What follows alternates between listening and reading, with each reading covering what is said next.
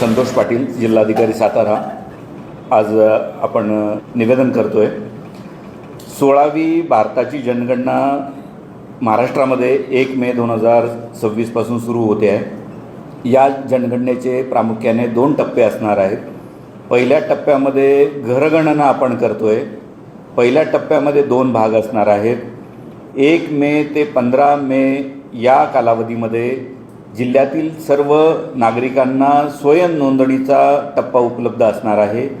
16 मे पासून 14 जूनपर्यंत शासनाच्या वतीने प्रगणक आपल्या घरी येऊन नोंदणी करणार आहेत।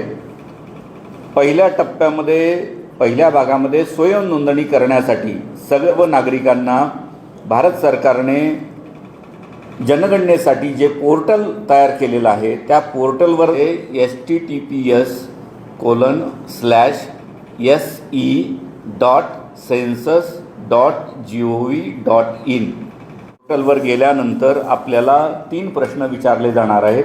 आपल्या नाव, आपला मोबाईल क्रमांक आणि आपला पिन कोड याद्वारे आपलं रजिस्ट्रेशन आपल्याला करता येईल। OTP येईल आणि त्याद्वारे रजिस्ट्रेशन करता येईल।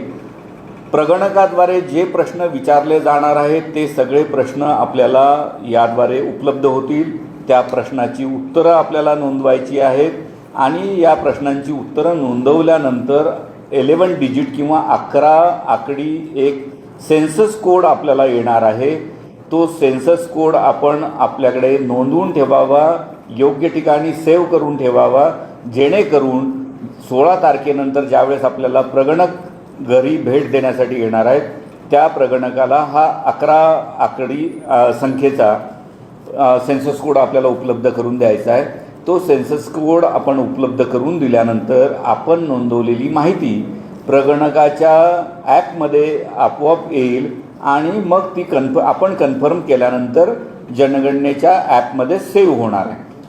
त्यामुळे मी आपल्याला सर्वांना विनंती करतो की 1 मे पासून सुरू होणाऱ्या या जनगणनेमध्ये स्वयंघोषणेद्वारे आपण सहभागी होऊ शकता आणि 16 मे पासून 14 जूनपर्यंत प्रगणकाद्वारे आपण सहभागी होऊ शकता। आपण दिलेली माहिती भारत सरकारद्वारे जे नियोजन करण्यात येतं, ज्याच्यामध्ये रोजगार, शिक्षण किंवा भौतिक सुविधा देण्यासाठी जे प्लॅनिंग केलं जातं त्यासाठी उपयोगी येणार आहे। एक आपल्याला आश्वस्त करू इच्छितो की आपण जी माहिती प्रगणकाला किंवा स्वयंघोषणेद्वारे नोंदवणार आहात ती माहिती फक्त भारत सरकार यांच्याकडेच उपलब्ध असणार आहे, फक्त नियोजनासाठी वापरण्यात येणार आहे। ती इतर कुठल्याही कंपनी, खाजगी व्यक्तीकडे शेअर केली जाणार नाही किंवा त्यांना देण्यात येणार नाही किंवा त्याचा कुठलाही इतर कारणासाठी वापर केला जाणार नाही।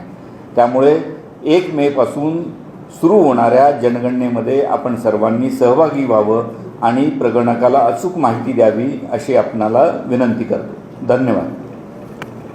अशाच महत्त्वाच्या आणि नवनवीन बातम्या पाहण्यासाठी आमच्या माणदेशी आवाज चॅनलला सबस्क्राईब करा आणि हा व्हिडिओ जास्तीत जास्त शेअर करा।